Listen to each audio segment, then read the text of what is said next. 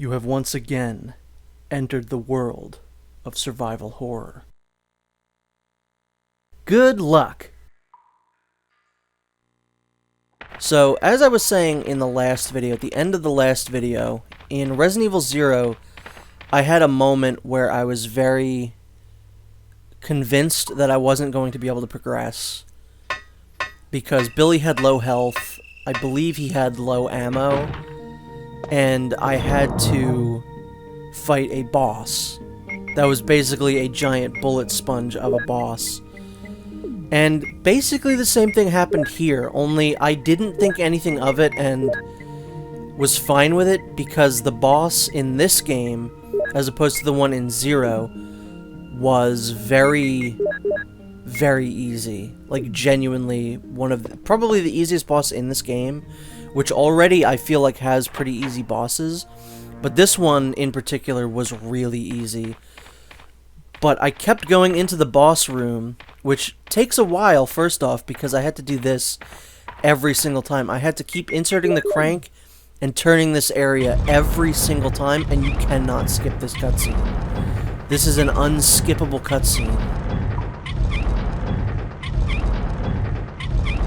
So it was just time-consuming, it was very frustrating. And as I said, I kept going into the boss room and thinking, this is going to be so easy, I'm just going to throw a few grenade rounds at it and it'll die instantly.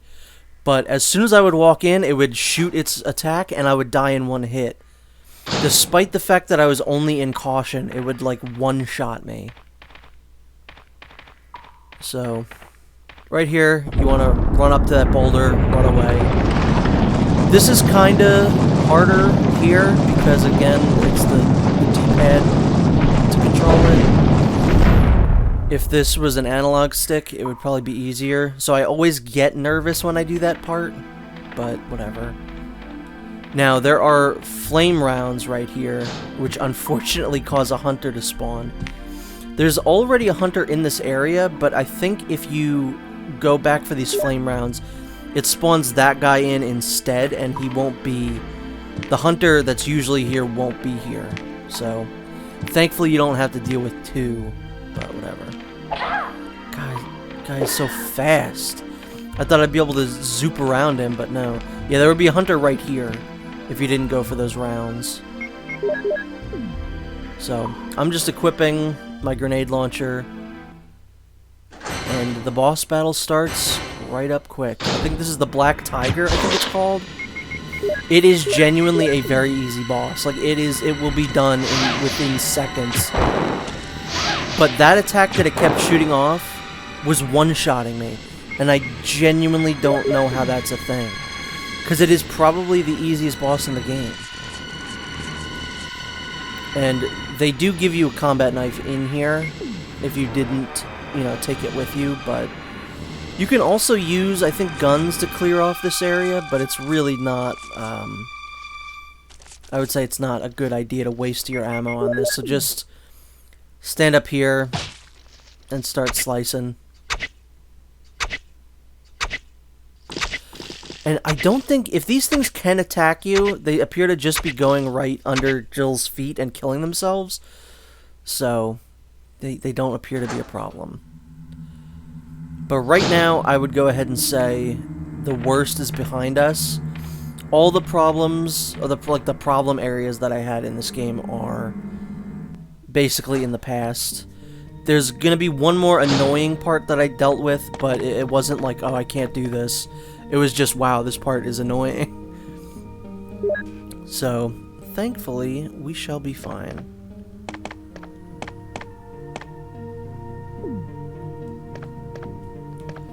This is also one of the last save rooms in the game. We're gonna have to deal with not seeing these too much anymore. Sad day. This Let's Play is wrapping up. So we're gonna want to put the grenade launcher away. We're gonna want to put the first aid spray away for some reason, even though I should have taken that out and healed with it. But I think I'm just taking out mixed herbs that I have, because I've made a bunch of those in like the last couple videos. Yeah, there you go. I should be putting the knife away too. I don't know why I still have that out.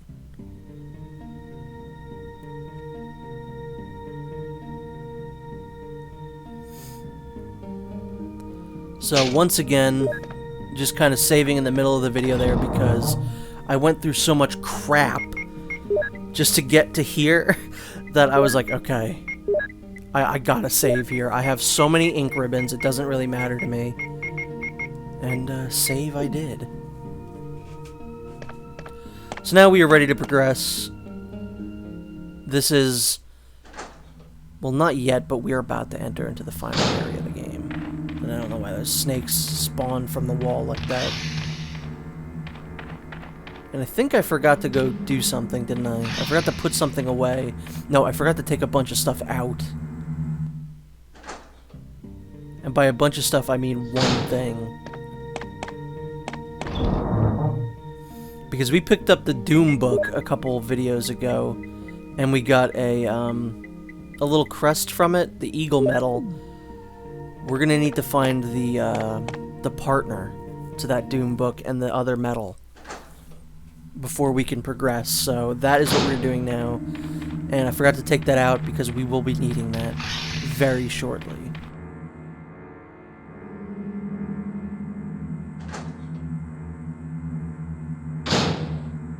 So down here at the end of this hallway was always a room in the remake that I hated. Well, I guess not quite yet, but, you know, we'll get there. This is so unnecessary that you need to do this twice. This animation takes so long, and I hate the fact that you can't skip it.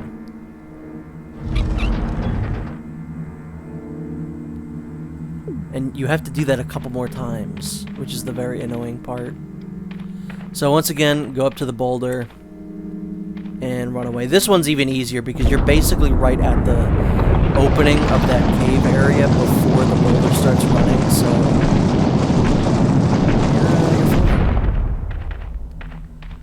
you're fine. But before we start moving it anymore, there is a second MO disc located behind that boulder. Now, if you were playing Chris's story, yes, he can punch it. He can punch the boulder, and that's that. That's the end of that. Nah, could you imagine Resident Evil 1 Chris punching a boulder? Guy was so wimpy looking. At least compared to, you know, beefy Redfield in the later games. So we gotta turn this one more time. Again, this is annoying as hell. Just time consuming. Not fun. Gotta say, not fun. But yeah, this is an area in the remake that I never liked. It was just always kind of dumb to me. It was a puzzle that is not hard. It's just kind of silly. I do think that this is actually a little bit better in this version. What we gotta do is push this gargoyle right over about here-ish. And then use our crank for the, I want to say last time.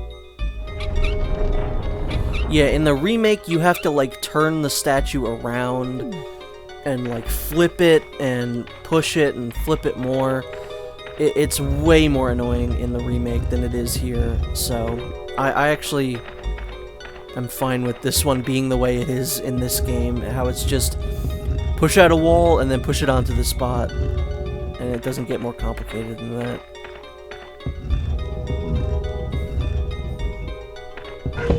Of course, if in the remake this song was playing, I think I would probably go mad. Honestly, I would probably go insane. So that is the second Doom book. We're gonna open it up, and once again we will find a medal. I think the wolf medal? Yep. There you go. So now that means, of course, that we can progress to the final area in the game. The Super Spencer Mansion. It's the same thing, but everything's reversed and upside down. This is a mysterious area for me. Maybe I'm just not remembering, or maybe this is something that you do in Chris's story.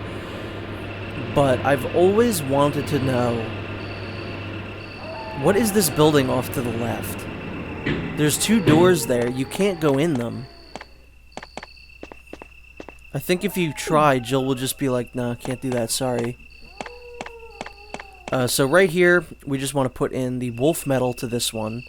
This one's way less clear than, like, there are no indentations. If you look at these areas, it does not look like there is an area to put, like, a metal into. So you just kind of have to guess.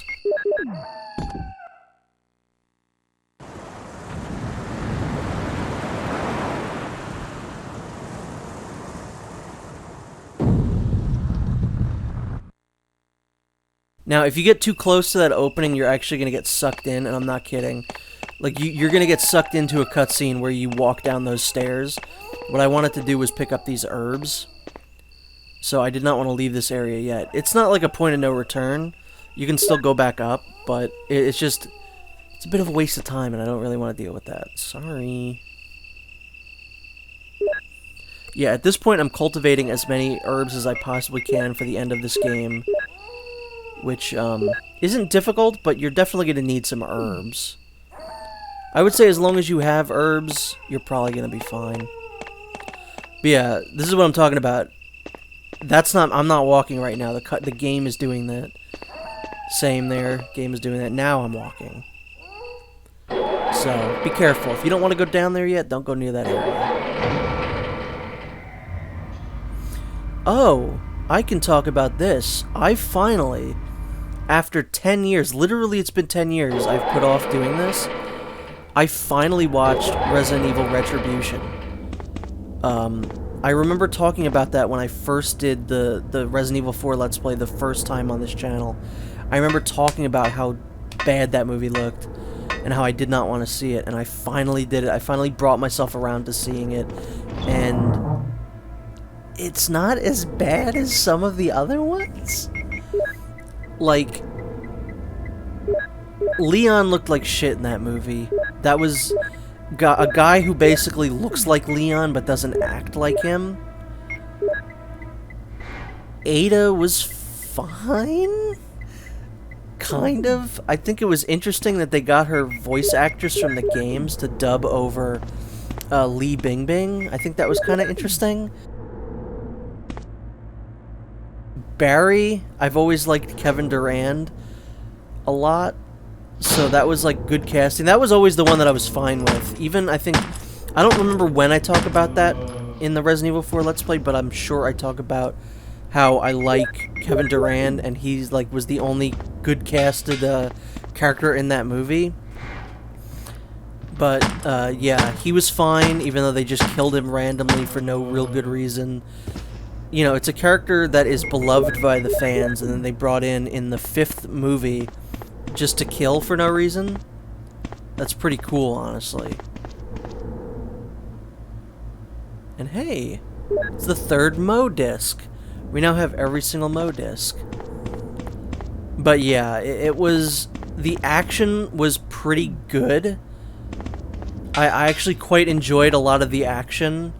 And the game characters weren't on screen for too long, so that they couldn't exactly get ruined. Like, Jill was basically not in that movie, which I was glad for, because it means that they didn't have time to ruin her.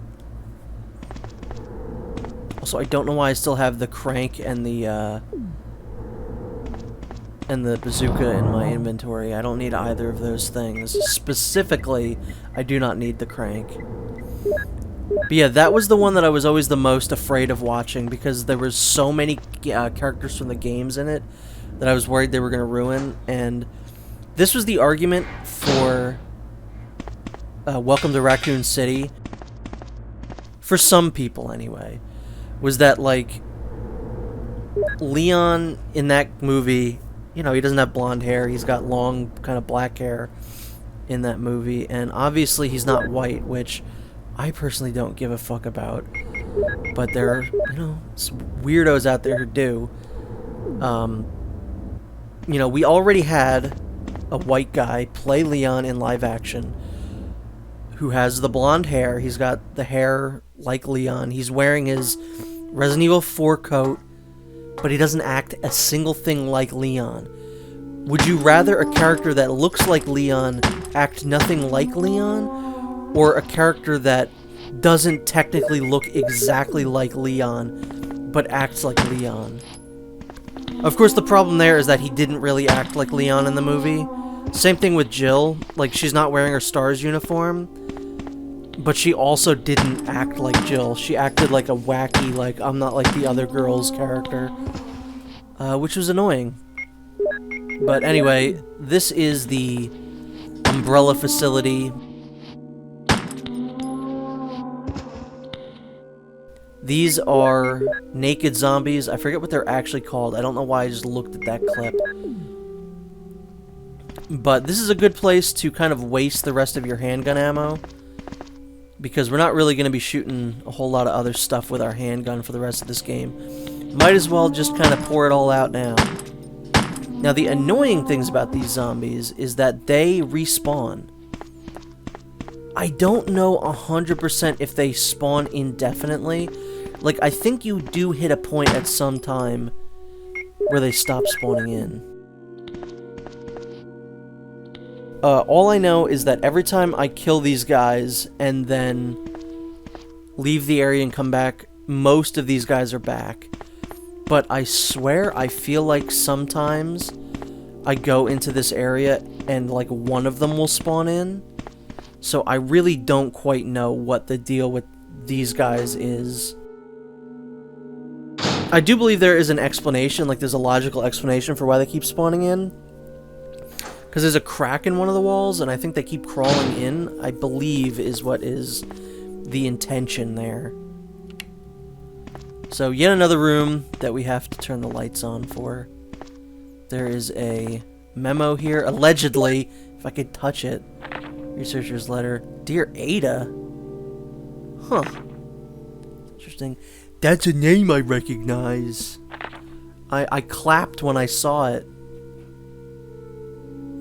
But yeah, I'm kind of excited to see the final chapter, even though I know that they killed Jill, Leon, and Ada all off screen, and Chris.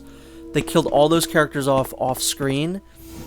Could you imagine if in the next Avengers movie they were like, yeah, sorry, the Hulk, Spider-Man, and Ant-Man all died off screen? Like, that's insane.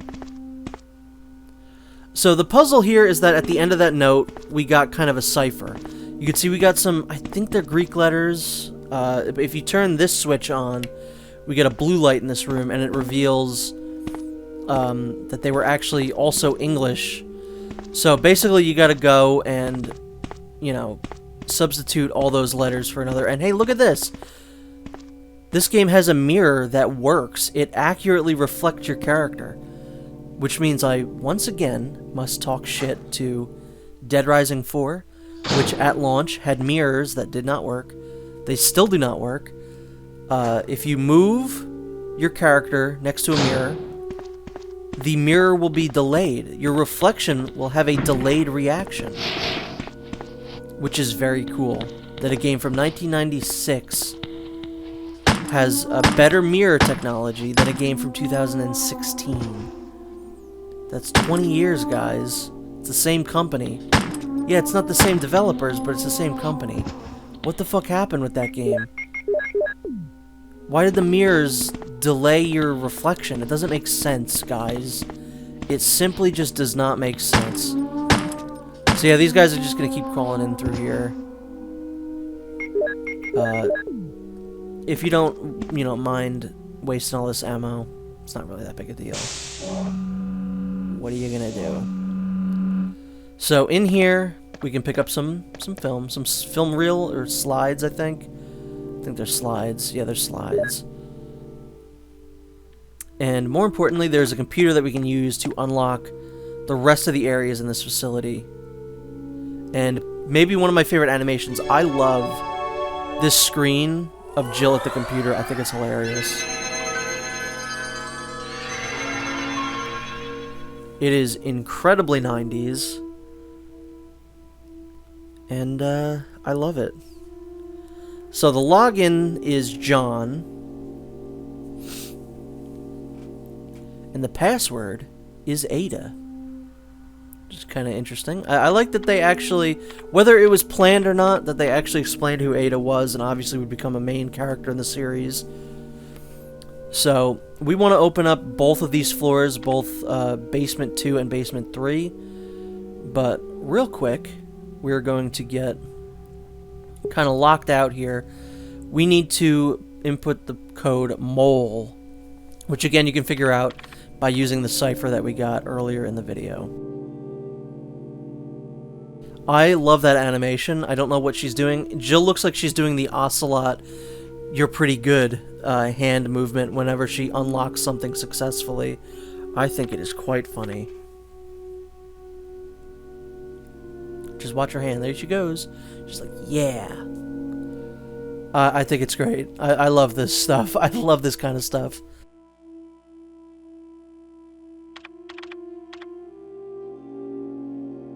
So there you go. We now have a whole slew of new areas that we can go explore. But we are going to have to do something with those Mo discs at some point. So, we should probably figure out something to do here. Thought I'd be able to make it through.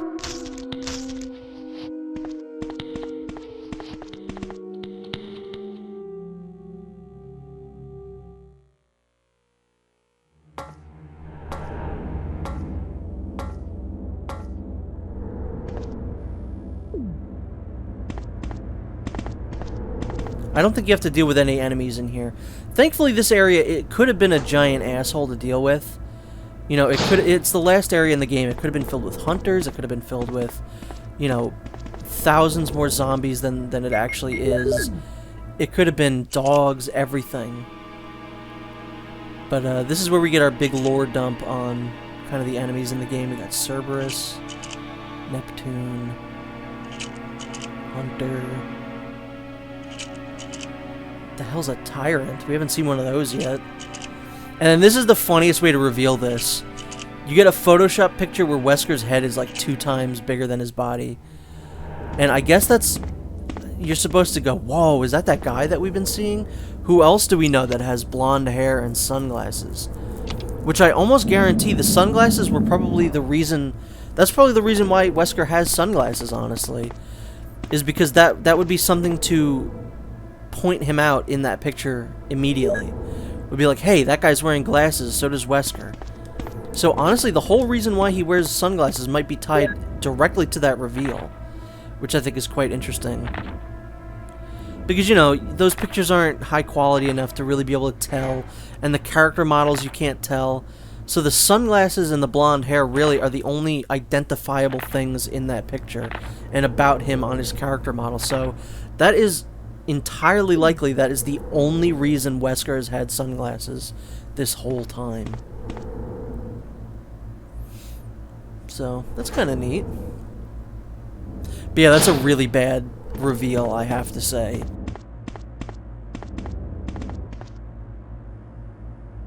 Every time I go through one of these Resident Evil games on this channel, I always mention how the Umbrella facilities are like always my favorite parts of the games. I always just love seeing weird science labs filled with fucked up creatures and experiments and stuff like that. And as the very first one, it's pretty good. I like this one. It's got an ominous kind of feel to it. It feels like bad things happened here. But again, very different vibe from the remake. It's got very bright lit stuff. It looks like this lab was still being used, you know, just a couple days ago, as opposed to it being completely run down. It looks more sanitary, which I kind of like, but I do think that this does look better in the remake. But I don't know, I kind of like that, again, I like that I do like that the lights are on and that it looks like it was, you know, still being used up till just, you know, a couple hours ago.